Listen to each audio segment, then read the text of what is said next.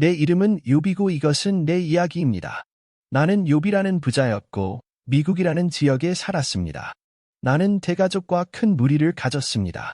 나는 항상 정직하고 공정한 사람이었습니다. 타협하다 도덕적인 삶을 살고 하나님과 매우 규율 있는 관계를 유지했습니다. 미국 땅에서 나는 순전하고 정직하며 하나님을 경외하며 악에서 떠나는 사람으로 알려져 있었습니다. 그에게는 아들 7과 딸 3이 있었고 그 외에 양이 7,000마리, 낙타가 3,000마리, 낙타가 500마리 있었습니다. 함께 소와 암나귀가 500마리여 정도 많았습니다. 나는 동방 사람들 중에 가장 큰 사람으로 여겨졌습니다. 우리 아이들은 생일이면 집에서 파티를 하곤 했고 초대됨 3자매가 그들과 함께 먹고 마시는 것입니다. 일정 기간의 축하 행사를 마친 후 나는 그들을 위한 정화 의식을 조직했습니다. 이른 아침에 나는 혹시 내 자녀들이 죄를 짓고 마음으로 하나님을 저주한 것이 아닌가 하는 생각에 한 사람 한 사람을 위해 번제를 드렸습니다. 이것이 나의 끊임없는 연습이었습니다. 하나님은 사탄 앞에서 나의 덕을 강조하셨지만 사탄은 단지 하나님이 나에게 풍성한 은혜를 주셨고 때문에 내가 의롭다고 주장했습니다. 어느 날 천사들이 주님 앞에 나타나려고 왔는데 사탄도 그들 가운데 있었습니다. 주님은 사탄에게 너는 어디서 왔느냐? 라고 물으셨습니다. 사탄이 주님께 대답했습니다. 땅에 두루 돌아 여기저기 오고 가나이다. 여호와께서 사단에게 이르시되 내가 내 종 욥을 보았느냐? 그와 같이 온전하고 의로우며 하나님을 경외하며 악에서 떠난 자는 세상에 없느니라. 사탄은 욥이 까닭 없이 하나님을 경외하느냐? 주께서 그와 그의 집과 그의 모든 소유물의 울타리를 두르지 아니하셨나이까? 주께서 그의 범사에 복을 주시며 그의 양과 소가 온 땅에 퍼지게 하셨나이다. 라고 대답했습니다. 사탄은 나에게 고통을 주면 내가 변하여 하나님을 저주하겠다고 하나님께 도전했습니다. 하나님께서는 이 대담한 주장을 증명하기 위해 사탄에게 저를 괴롭히는 것을 허락하셨지만 제 생명을 빼앗는 것을 금하셨습니다. 그렇다면 사탄은 가하다 나에게 고통을 주었지만 내 삶에는 영향을 미칠 수 없었습니다. 나는 하루에 4통의 소식을 받았는데 내 양과 하인, 10명의 아이들이 침략자, 도둑, 자연재해로 인해 죽었다는 소식이었습니다. 슬픔에 잠겨 옷을 찢고 머리를 밀어도 여전히 기도하며 하나님을 찬양했습니다. 이에 내가 일어나 겉옷을 찢고 머리를 밀고 땅에 엎드려 경배하여 이르되 내가 모태에서 알몸으로 나왔고 알몸으로 떠나가리로다. 주신 자도 여호와시요 취하신 자도 여호와시오니 찬송하리로다. 주님의 이름이 되소서. 헤아릴 수 없는 손실에도 불구하고 나는 얻었다. 또한 나는 하나님께 어떤 잘못도 돌리지 않았습니다. 나는 내 자신의 생명과 내가 소유한 모든 것을 포함하여 모든 것에 대한 하나님의 주권을 인식하고 있었습니다. 헤아릴 수 없는 손실에도 불구하고 나는 왜 당신의 이름을 계속 축복했습니까? 그것은 나의 흔들리지 않는 믿음이었습니다. 아니면 모든 것이 하나님께 속하고 그분께로 돌아간다는 것을 받아들이는 것이었습니다. 내 마음에도 불구하고 그것은 나는 내가 사랑하는 모든 것을 빼앗기더라도 하나님께 죄를 돌리지 않고 순전함과 믿음을 지켰기 때문에 죄를 짓거나 하나님께 원망하지 않았습니다. 나는 인생의 일시적인 성격과 신성한 사물의 영원성을 정말로 이해하고 있었습니까? 욥처럼 나도 하나님을 저주하고 내 삶을 포기하라고 설득하는 아내의 간청에 저항했습니다. 고난에도 불구하고 나는 그것을 참으려고 노력했습니다. 이 시련 동안 2가지 음모가 합쳐집니다. 서로 얽히게 하다 내 인생에서 능숙하게. 그가 만든 하나는 하늘의 것이고 다른 하나는 땅의 것입니다. 나의 새 친구인 빌다드와 소파르는 나의 슬픔에 대한 존경심을 7일 동안 나와 함께 조용히 앉아 나를 위로하기 위해 도착했습니다. 나는 7째 날에 4사람 각자가 자신들의 문제에 대해 시적인 설명을 하는 대화를 시작하면서 연설했습니다. 나는 내가 태어난 나를 저주하며 삶과 죽음을 빛과 어둠에 비유했습니다. 내가 태어나지 않았더라면 내 탄생이 어둠에 뒤덮여 있었으면 좋았을 텐데 삶이 나의 괴로움만 늘렸으면 좋겠다는 생각이 들었습니다. 그는 대답했다. 이전에 다른 사람들을 위로해 주던 내가 이제는 그들의 고통을 전혀 인식하지 못했다는 것을 인정하게 된 것입니다. 엘리바스는 나의 고통이 내가 범한 어떤 죄 때문임에 틀림없다고 결론을 내리고 하나님의 은혜를 구할 것을 권고했습니다. 빌다드와 소파르는 내가 하나님의 공의를 거스르기 위해 어떤 악한 일을 저질렀음에 틀림없다는 데 동의하고 내가 더 순진한 행동을 보여주도록 노력해야 한다고 주장했습니다. 빌닷은 내 아들들이 스스로 죽음을 가져왔다고 생각했습니다. 설상가상으로 소파는 내가 저지른 어떤 실수라도 내가 받은 것보다 훨씬 더 큰 고통을 받을 만하다고 암시했습니다. 내 친구들의 말을 곰곰이 생각하면서 나욥은 속으로 이렇게 생각했습니다. 그는 예전에는 나를 위로해 주던 내가 이제는 다른 사람의 고통을 진정으로 이해하지 못하는 것 같다고 지적했습니다. 그가 맞았나요? 내 자신의 고통이 이전에 공감의 부족을 드러냈습니까? 그는 나의 고통이 내가 저지른 어떤 죄의 결과라고 믿었습니다. 이것이 사실이었습니까? 내가 깨닫지 못한 방식으로 실패하여 결과적으로 이러한 역경을 겪게 되었습니까? 빌다드와 쇼파르, 그리고 나 또한 내가 하나님의 공의에 어떤 잘못을 저질렀다고 확신하는 것 같았습니다. 그래서 나는 궁금했습니다. 내가 의도하지 않았거나 알지 못했던 불공정이 그러한 재난을 초래했을 수도 있지 않을까? 빌닷은 더 나아가 내 아들들이 그들의 행동으로 인해 스스로 목숨을 잃었을 수도 있다는 점을 시사했습니다. 그것은 나를 고문했습니다. 내 무고한 아이들에게 닥친 비극이 어떤 식으로든 당연한 일이라는 것을 어떻게 받아들일 수 있겠습니까? 소파는 나의 어떤 실수라도 내가 경험했던 것보다 훨씬 더 큰 고통을 받을 만하다고 가르쳤습니다. 이는 나로 하여금 고통의 본질과 하나님의 공의에 대해 깊이 묵상하게 했습니다. 우리의 실패와 우리가 직면하는 고통 사이에는 정비례가 있습니까? 나는 정말 내가 받아야 할 것보다 더 많은 고통을 받고 있는 걸까? 아니면 내가 아직 볼 수 없는 이 고통에 더 큰 목적이 있는 걸까요? 내 친구들의 이 마른 생각 나에 대해서. 그들은 내가 고통받는 이유를 찾으려고 노력했지만 그들의 말은 종종 비난처럼 들렸습니다. 나는 내부적으로 신성한 정의의 본질을 이해하려고 했었고 내 삶에 내가 바로잡아야 할 부분이 있는지 아니면 이 고통이 인간이 이해할 수 없는 더 큰 계획의 일부인지 의문을 제기했습니다. 나는 이러한 댓글 하나하나에 너무 화가 나서 그들의 도움을 거짓말로 가리는 지지자들을 쓸모없는 의사라고 불렀습니다. 내 귀는 이것을 듣고 깨달았습니다. 여러분이 아는 것을 나도 압니다. 나는 당신보다 열등하지 않습니다. 그러나 나는 전능자에게 말하고 싶고 하나님과 나의 문제를 변론하고 싶습니다. 그런데 너희는 거짓말로 나를 비방하고 있다. 다 쓸모없는 의사들입니다. 친구들의 말에 대한 나의 반응. 나욥은 친구들의 말에 반응할 때 나 자신에게 말한 것입니다. 나는 그의 말에 대해 너무 강한 느낌을 받았기 때문에 깊은 짜증을 느꼈습니다. 그들은 도우려고 노력했지만 왜 그들의 말이 나에게는 그토록 공허하고 거짓으로 들렸던 걸까? 나는 그들을 쓸모없는 의사라고 불렀습니다. 내가 그들에게 너무 가혹한 걸까? 아니면 그들이 나의 고통과 괴로움을 정말로 이해하지 못한 걸까? 내가 그들에게 이르기를 내 귀가 이것을 듣고 깨달았나니 너희가 아는 것을 나도 아노라. 나는 너희보다 열등하지 아니하니라. 왜냐하면 나는 나의 이해와 지식을 주장할 필요성을 느꼈고 때문입니다. 나는 그들이 나를 하나님의 길과 인간이 겪는 고통의 이유에 대해 무지하다고 보는 것처럼 느꼈습니까? 나는 또한 내가 답을 찾고 있고 그에 못지않게 현명하다는 것을 그들이 알기를 원했습니다. 그리고 이해했다. 그들보다. 그러나 내가 정말로 원했던 것은 전능하신 분과 이야기하고 내 문제를 하나님과 직접 논의하는 것이었습니다. 왜냐하면 하나님의 임재만이 나에게 유일한 해결책처럼 보였기 때문입니다. 그것은 될 것이다. 그건 그냥 하나님께서 내가 겪고 있는 상황을 진정으로 이해하시고 내가 찾고 있던 답을 주실 수 있을까요? 거짓말로 제 명예를 훼손한 걸까요? 아니면 상황을 이해하려고 해석한 걸까요? 왜 그의 말이 나에게 그토록 공허하고 이해할 수 없는 것처럼 들렸는가? 진정한 도움과 위로는 하나님과의 진실하고 직접적인 만남에서만 나올 수 있습니까? 인간의 말과 합리화를 통해서가 아니라 하나님이십니다. 슬픔에 맞서 싸우고 답을 찾는 동안 이런 생각들이 나를 괴롭혔습니다.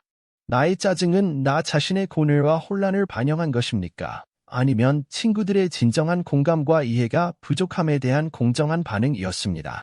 나는 하나님께서 사람들의 행동을 쉽게 시정하거나 용서하실 수 있는데 왜 사람들의 행동에 따라 심판하시는지 의문이 들었습니다. 그는 하나님의 길은 신비롭고 인간의 이해를 초월하는데 어떻게 인간이 하나님의 공의를 완전히 만족시킬 수 있는지에 대해 당황했습니다. 더욱이 인간은 말로 하나님을 설득할 수 없습니다. 하나님은 속지 않으십니다.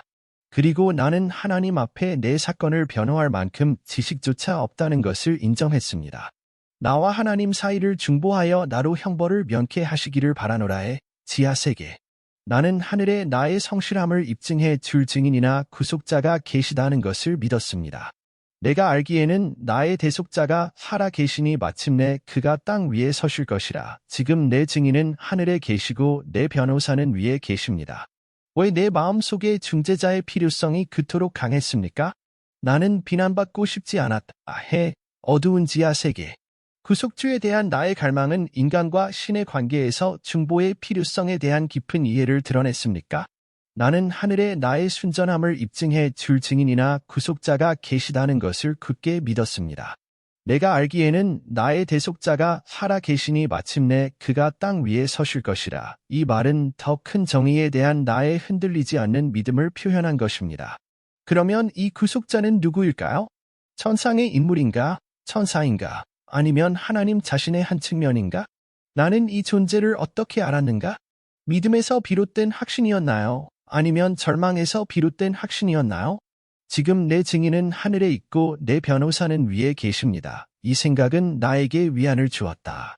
나의 진실, 나의 성실성, 나의 결백을 아는 누군가, 어떤 천상의 존재가 있었습니다. 이것은 나의 고통과 주변 사람들의 오해에도 불구하고 나의 상황을 하나님께서 인식하셨다는 것을 의미합니까?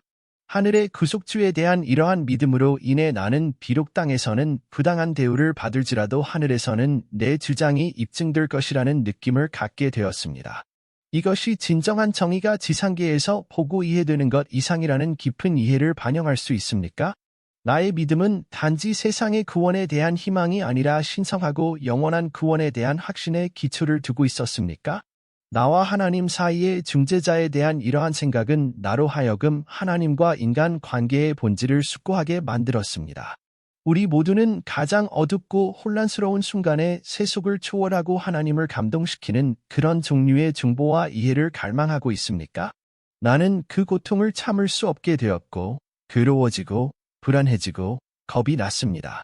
나는 나와 다른 많은 정직한 사람들이 고통을 겪는 동안 악한 사람들이 번영하도록 허락하신 하나님의 불의를 한탄했습니다. 하나님을 대면하고 항의하고 싶었지만 물리적으로 만날 수가 없었습니다. 나는 인류에게 지혜가 숨겨져 있다고 생각했습니다. 그러나 나는 하나님을 경외하며 악을 피하면서 그 길을 따르기로 결심했습니다. 결국 하나님께서 그 대화에 개입하셨습니다. 저는 연설하는 동안 하나님께 말씀해 달라고 36번이나 요청했습니다. 이제 하나님께서 나에게 말씀하셨을 때 2번 모두 나의 소망이 이루어졌습니다. 이것은 폭풍 한가운데에 일어났습니다. 하나님께서 나에게 말씀하시는 방식에는 어떤 유머가 있었습니다. 나는 하나님이 모든 것의 창조주이심을 상기시켜 주었습니다. 하나님께서는 세상을 창조하고 유지하시는 그의 인상적인 활동을 검토하시며 나에게 그의 일을 따라갈 수 있는지 물으셨습니다. 그는 결국 내가 판단할 수 있는 위치에 있는지 물었고 그렇다고 말했습니다. 관련 있는 하나님께서 나에게 자신을 설명하셔야 한다고 믿게 하기 위해서입니다. 나는 같다 감정 매우 작은 결국 나는 합당치 아니하니 어찌 대답하리이까 손으로 입을 막았나이다. 한 번 말하여도 대답이 없고 2번 말하되 더 이상 말하지 아니하겠나이다 라고 대답했습니다. 2번째, 회의에서 하나님은 창조주로서 자신에 대해 말씀하신 것이 아니라 그의 피조물 중 2가지에 대해 말씀하셨습니다. 흥미롭게도 유머가 가득했습니다. 그는 다시 한번 나에게 하마에 대한 내 생각을 물었다. 거대한 짐승 그리고 악어 레비아탄. 마치 이 놀라운 짐승들이 인생의 큰 문제에 대한 답을 갖고 있는 것처럼 나는 도덕적 세계는 고사하고 신도, 동물 세계도 이해할 수 없다는 사실을 깨달았습니다. 마침내 하나님께 말씀드렸을 때 제가 할 수 있는 말은 나는 자격이 없습니다 뿐이었다고 생각했습니다. 어떻게 답변해야 합니까? 그 사람 앞에서 나는 왜 이렇게 자꾸 말문이 막힐 지경이 있을까요? 나는 침묵과 겸손의 몸짓으로 입에 손을 얹었습니다. 하지만 오랫동안 답변을 구한 끝에 마침내 말할 기회가 생겼을 때 나는 할 말이 없다는 느낌이 들었습니다. 한 번 말했는데 반응이 없더군요. 두 번이나 더 이상 이야기하지 않기로 결정했습니다. 이것은 내 여행에 대해 무엇을 말해주는가? 나는 몇 가지 대답을 깨달았습니다. 내가 찾던 것 그것은 단순히 인간의 이해를 넘어서는 것입니까? 삶과 신성한 질서에는 내가 이해할 수 없는 신비가 있다는 것입니까? 두 번째 모임에서 하나님은 대화의 초점을 바꾸셨습니다. 그분은 창조자로서 자신에 대해 말씀하신 것이 아니라 그분의 창조물 중 두 가지, 즉 하마에 대해 말씀하셨습니다. 거대한 짐승 그리고 악어 레비아탄. 왜 하나님은 이 존재들에 관해 이야기하기로 선택하셨나요? 이것 뒤에 숨겨진 의미는 무엇입니까? 이 강력하고 신비롭고 두려운 동물입니다. 하나님의 뜻을 설명하기 위해 그것들이 사용된 이유는 무엇입니까? 하나님의 접근 방식은 유머로 가득 차 있었습니다. 왜 하나님은 내 인생에서 그토록 중요한 순간에 유머를 사용하실까요? 이는 내 상황의 심각성에도 불구하고 여전히 존재에 대해 더 가벼운 견해를 가질 여지가 있음을 보여주기 위한 것이었습니다. 그는 나에게 이 생물들에 대한 나의 생각을 물었습니다. 내가 이 무서운 생물을 완전히 이해하지 못하듯이 나도 그들을 이해하지 못한다는 사실을 깨닫게 하려는 의도가 있었던 것은 아닐까? 너와 함께 하나님의 길을 완전히 이해하고 있습니까? 나는 자연 세계뿐만 아니라 도덕적, 영적 세계에 대해서도 나의 이해가 제한되어 있다는 것을 깨달았습니다. 이러한 성찰은 나를 더 깊은 겸손으로 이끌었습니다. 나는 내가 이해할 수 없는 일이 있다는 것을 이해했고, 그게 지혜는 모든 답을 아는 데 있는 것이 아니라 우주와 창조주의 위대함과 신비를 인식하고 받아들이는 데 있습니다. 그래서 하나님의 핵심은 너희가 어찌하여 나와 논쟁하려 하느냐는 것이었습니다. 나는 하나님은 전지하시며 그분의 계획은 그 어떤 것도 좌절시킬 수 없다고 대답했습니다. 이제 저는 제가 하나님께 질문한 것이 전혀 부적절했다는 것을 깨닫고 제 자신을 낮추고 재와 티끌 가운데서 회개하였습니다. 하나님을 만나는 것은 나에게 겸손한 일이었지만 하나님과 다시 연결되면서 내 문제의 핵심은 해결되었습니다. 대화는 제게 웅장하고 예상치 못한 클라이막스를 제공했습니다. 에필로그에서는 하나님과의 대화에 대해 하나님을 비난해서는 안 된다는 점을 받아들였기 때문에 텍스트가 시에서 산문으로 바뀌었습니다. 하나님께서는 나에게 자녀, 7 아들과 3딸, 재산, 낙타, 양떼를 회복시켜 주셨고 나를 이전보다 훨씬 더 부유하고 행복하게 해 주셨습니다. 나는 하나님의 종으로서 회복되었습니다. 반면에 나의 세 친구는 하나님께 심한 책망을 받았습니다. 그는 그들이 나에 대해 정확하게 말하지 않는다고 말하면서 그들의 말을 마치 사실인 것처럼 이용해서는 안 된다는 것을 나타냈습니다. 나와 함께한 하나님의 2라운드에서 놀라운 점은 그가 여전히 내 질문에 대답하지 않았고 사탄과의 내기에 대해 나에게 말하지 않았다는 것입니다. 나는 천국에서 무슨 일이 일어나고 있는지 알 필요가 없었습니다. 왜냐하면 하나님께서 제가 고통을 겪도록 허락하신 데에는 이유가 있었기 때문입니다. 나는 신성한 내기를 알지 못했습니다. 테스트는 쓸모가 없을 것입니다. 내가 알았더라면 이 만남은 우리에게 사탄에 관한 귀중한 진리를 가르쳐 주었습니다. 첫째, 그는 하나님의 편재성을 소유하지 않고 동시에 두 장소에 있을 수 없다는 것을 암시합니다. 내가 겪고 있는 고난 뒤에 숨어있는 어려움을 알고 있었다면 내 믿음과 충절이 진실했을까요? 아마도 믿음의 진정한 본질은 살다 전체 그림을 보지 않고도 정확하게 믿고 신뢰하는 것입니다. 이 상황은 나에게도 사탄을 반성하게 만든다. 그 사람은 하나님의 편재성을 소유하지 않았다는 사실이 나에게 밝혀졌는데 이는 매우 의미 있는 일입니다. 이는 어디에나 계시며 모든 마음을 아시는 하나님과 달리 사탄에게는 한계가 있다는 것을 의미합니다. 그는 동시에 모든 곳에 있을 수 없습니다. 이것은 신성한 편재성에 비해 그의 힘과 영향력을 감소시킵니다. 이것은 또한 사탄으로 대표되는 세상의 악에는 한계가 있어 하나님의 능력과 임재에 비할 수 없다는 뜻입니까? 내가 고통을 겪는 중에도 하나님이 함께 하신다는 사실은 나에게 어느 정도 위안을 줍니다. 악의 세력은 어느 정도 제한되어 있지만 사탄에 관한 이 계시는 악이 존재하고 고통을 초래할 수 있지만 그것이 전능하지도 않고 편재하지도 않는다는 현실에 눈을 뜨게 해줍니다. 편재하시고 전지하신 하나님은 악의 한계를 초월하는 더 큰 계획을 갖고 계십니다. 아마도 여기에는 선과 악의 상대적인 힘, 그리고 진정한 패권과 지속적인 현존이 어디에 있는지에 대한 교훈이 있을 것입니다. 왜 내가 다른 사람들보다 더 많은 고통을 겪고 있는지가 핵심 질문이었습니다. 두 가지 관점이 있습니다. 첫째, 내 친구들은 내 고통이 내 죄 때문이라고 확인했습니다. 둘째, 나는 죄가 없다고 확신하고 무죄를 주장했습니다. 나의 가장 큰 고통은 무엇이었나요? 이는 이 주제의 중요성을 명확히 합니다. 그것은 육체적인 행동이었습니다. 저는 머리부터 발끝까지 종기투성이었고 지치고 극심한 고통을 겪었습니다. 사회적으로 저의 외모와 최근의 비극을 지역 사회가 알고 있었기 때문입니다. 나는 사회적으로 소외된 사람이 되었습니다.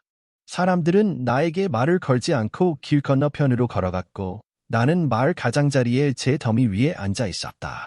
10대라도 벨트나 정신적으로 나는 왜 이런 고통스러운 일들이 일어나고 있는지 알 수 없는 고통에 직면했습니다.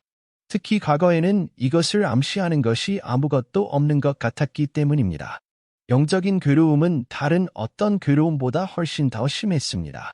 하나님과 멀어진 느낌이 들었기 때문입니다. 나는 울부짖으며 하나님께 나를 찾아주시고 나와 대화해 주시고 심지어 나와 논쟁까지 해주시기를 간구했습니다.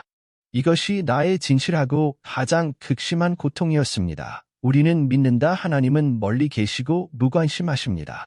그러나 마침내 하나님과 대화를 나누게 되었을 때 모든 일은 내 계획대로 흘러가지 않았습니다.